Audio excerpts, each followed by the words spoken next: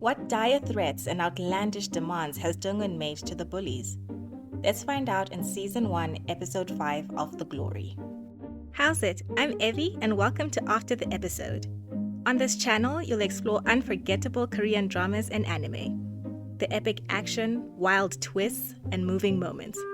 Let's tuck in. Our favorite super spy Hanam is hard at work as always. She's been following Yeonjin's mother and sees her leaving the shaman with her police friend, the one who got Yeonjin off the hook when Dong-eun filed a police report against her back in high school. Dong-eun, meanwhile, is doing her fair share of sneaking around. Do-young stops by a convenience store, and who should he see at the window? Dong-eun. Coincidence? I think not! Do-young finds her intriguing and strikes up a conversation with the mysterious woman. She's a gambler, and one time she gambled her whole life on something. She hasn't won yet, but she plans to. And usually, she evades simple small talk about whether she lives or works nearby like he does. Do-young is normally an introvert, but he can't help but want to know more about her. So he switches to a topic that she'd be more open to sharing, the game of Go. Her love of the game, which is about engaging in an intense battle in silence, stems from her desire to destroy another player's house to win. Handing over his business card, Do-young asks for a rematch and she agrees, but advises him to bring more money, not so subtly implying that she's going to keep beating him. No point being modest, am I right? Sometime later, Dong-eun is on the roof of her apartment building and meets the landlord tending to her flower garden. She's been observing Dong-eun, remarking on her eating habits and her good job at Semyeong Elementary School. Curious, Dong-eun asks why her rent is the lowest in the building, to which she responds that she knows teachers don't earn much. Except she can't have known that Dong-eun was a teacher at the point when she got the apartment. Dong-eun genuinely wants to know if the reason for her low rent is because the apartment is haunted, and the landlord finds the theory hilarious. But that's a puzzle for another day. For now, let's return to our detective duo, Hanam and Dong-eun. It's quite heartwarming to see them leave notes to each other in the car like pen pals. In one note, Hanam apologizes for all the costs she's incurred so far, such as parking, petrol, and other miscellaneous items needed for spy work. Revenge is expensive, Dong-eun writes back, but she's been saving up for years and reassures Hanam that it's not a problem. In another note, Hanam suggests stealing Haejong's phone since she's the most predictable and she also knows her password. Hanam writes back that she can do it because she's quite talented and then hastily crosses that bit out. Dong-eun sees the crossed out sentence and, smiling, writes back that they should meet in person, much to Hanam's delight. Dong-eun is really warming up to Hanam despite her assertion in episode 3 that she didn't want to befriend her. When they rendezvous outdoors, Hanam is thrilled to see Dong-eun. She wants to hear all about how her meeting with Yeonjin went, hoping that Dong-eun stomped on that sinister woman's soul. Hanam had been concerned for Dong-eun's well-being, but lets her know that she's doing a great job. I don't know about you, but I'd love to have Hanam as a partner in crime. She's both encouraging and highly skilled. Speaking of which, Hanam followed Yeonjin's mother and noticed that she regularly meets up with her police friend at the shaman, but she hasn't figured out why yet. When Dong-eun warns her not to follow him because he's a cop, Hanam casually reveals that he's actually the senior superintendent at Bukbu, but has fallen behind his career compared to his peers. She found this out by dining at 4 different restaurants near the police station and just waiting for him to turn up to one of them. Taken aback and a little frightened by how good Hanam is at spying, Dong-eun cautions her to avoid taking too many risks, and Hanam agrees good-naturedly. When she attempts to improve her photography skills by taking pictures of Dong-eun, it triggers a memory of the time the school nurse was taking pictures of the injuries inflicted on her by the bullies. Dong-eun has a minor panic attack, and Hanam apologizes for causing her distress. Once she's recovered, though, Dong-eun allows Hanam to take the picture, showing that she's able to open up.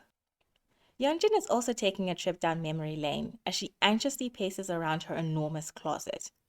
Pulling out the baby gift that Do-young's mother bought for Yisu, she remembers how her mother-in-law fired the nanny for asking why anyone would give a baby a Gucci onesie that won't fit in a month's time anyway. You see, the reason the nanny lives the way she does is because of the way she thinks, and Yisu can't have that kind of negativity around her. Though her mother-in-law imparts the wisdom that Yeonjin needs to try hard in life, just as she did with her son, Yeonjin vows to herself that Yiso will never have to try hard for anything and throws the Gucci onesie in the trash. Resolving to meet the principal of Yisu's school to discuss Dong-eun, Yeonjin is shocked to discover that not only has Dong-eun been personally recommended to the school by the chairman and is highly qualified for the role, but she also made the rare career move from public to private school. The principal gives Dong-eun's resume to Yeonjin so that she can examine the document for herself, although it's against the rules. Dong-eun is also examining something of interest. During the arts activity where the students are supposed to color the cherry blossoms pink, Yiso has left the cherry blossoms white and colored the outside instead. Breaking up the disagreement between Yiso and her classmate over the colorless cherry blossoms, Dong-eun holds onto Yiso's shoulders while grasping a pair of scissors, just to mess with Yeonjin, who's peering through the glass door. After class has ended, Yeonjin confronts Dong-eun.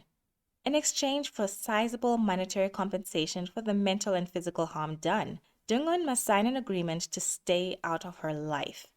Even though Yeonjin is trying to appease her enemy, she can't help but mockingly remind Dong-eun of how her own mother signed her away in a similar agreement, noting that for people like Dong-eun, it's their parents that really destroy their lives. Yeonjin has no remorse for her past misdeeds, and Dong-eun is alright with that.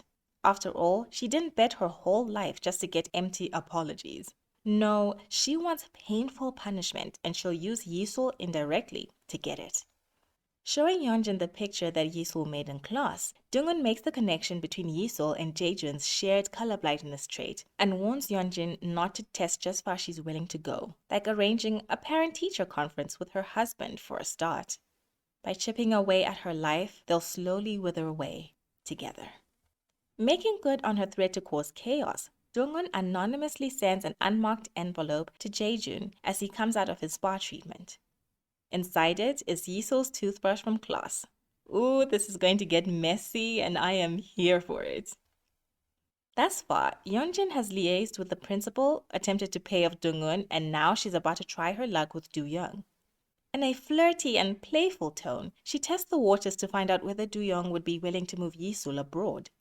This out-of-the-blue request is very odd, especially since Yisul is only 6, and Yeonjin is so protective of her.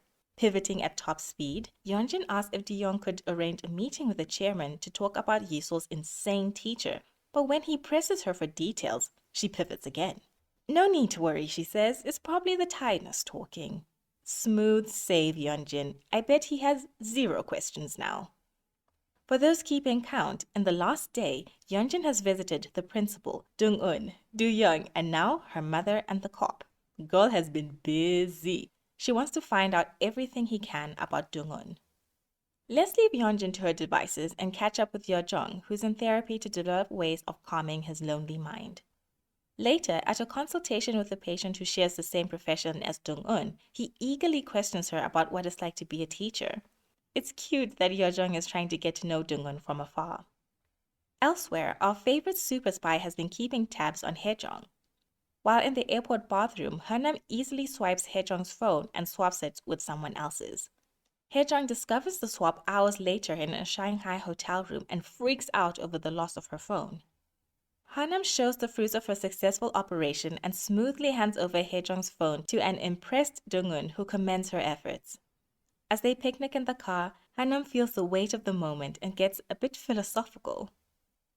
When Dong-eun surprises Sara the next day by attending her church, she gets a bit philosophical herself, taunting Sara by saying that God's on her side, not Sara's, who will soon face his wrath for her sins. Throwing a large bag at Sara's feet, Dong-eun orders her to fill it with US dollars or else she'll expose her as a user. Sara blusters about the legality of blackmail and the number of cops that attend her church, but Dong-eun lets her know that she's just getting started and yanks her hair out. Fatality. Sara's look of anger mixed with fear is priceless. Back to Yeojong at the hospital, he's just received an unexpected message from none other than Dong-eun. She hasn't responded to him in years, so when he sees who the message is from, he flings his phone in the air in bewilderment. He wonders aloud, did my phone break? Did she think I looked cool that day on the train? Catching the phone, his friend asks whether she's married, which sends Hyojang into a tailspin, first commanding his friend to stop reading his texts and then demanding to know what Dong-eun wrote. Not waiting for an answer, he begins to wildly speculate that she's getting married or getting a divorce or perhaps remarrying. Hyojang is crashing out big time and we need to protect this man at all costs. Hours later, Hyojang has regained his composure and meets with Dong-eun in the park where they used to play the game of Go together. They catch up and she apologizes for the way they parted years before. He tells her that although he doesn't know what's going on with her, it shouldn't stop them from dating. He knows he can make her happy, and this earnest declaration makes Dong-eun giggle like a teen with a crush. Aww. Didn't I say we need to protect this man at all costs? Hit the like button if you agree. Dong-eun isn't looking for a prince though. She needs a warrior who will go on the hunt with her. Her enemies are just the worst, and in a flashback to their teen years, we see Myung-oh roughing up Dong-eun while Sara enthusiastically records the action on her phone. In the present day, Dong-eun meets Myung-oh, who tells her of his visit to Soo-hee in the morgue. Dong-eun knows whoever ended Soo-hee's life, and Myung-oh is more than happy to pester all the bullies until he gets a huge payout from the culprit. The three bullies meet up to discuss the Dong-eun situation, and Myung-oh is once again absent. Sara informs the gang that Dong-eun wants an enormous bag of cold, hard cash. This comes as a surprise to Yeonjin, who only recently failed to pay her off, which aggravates Sara that Dong-eun only wants her money, not anybody else's. While Sara grumbles, Jae-jun tries to find out more about Yiso from Yeonjin, whose mind is too preoccupied with Dong-eun and what else she has planned to pay attention to his questions. It's quite funny how they're all self-absorbed, unable to carry a meaningful conversation amongst themselves. True to his word, Myung-oh has been blowing up the bullies' phones with threatening messages. He's even added Do-young to the list of people he's trying to shake down and has booked himself a one-way ticket out of the country. He must have pestered the wrong person because Myung-oh received a one-way ticket all right, to the afterlife. Who did it and what impact will Myung-oh's passing have on the gang? We'll see in my next recap video on episode 6, so check it out. Links are in the description. Thanks for watching, and I'll see you in the next one.